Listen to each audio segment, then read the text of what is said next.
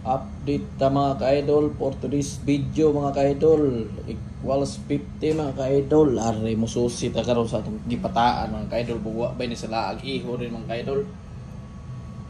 O mo rin akong ibantayan mga ka-idol. Wa may ni sila ag wa ni sulod.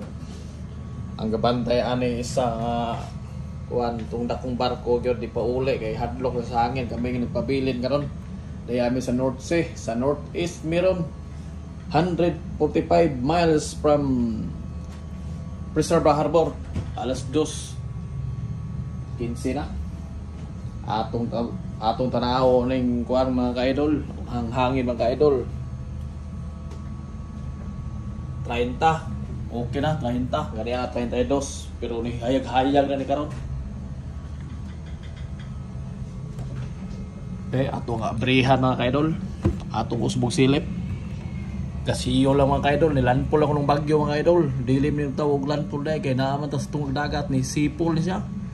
Ni sipol ang hangin. Yan, nitingog na. Kusog. Grabe ka kusog. Oh, asa naman eh. Kahiya. Dilim to idayon eh. Mura magtugnaw. Maura na mga ka-idol, daghang salamat. Thank you for watching. Amping taganunay. Basta pay kasamang dasal. Salamat.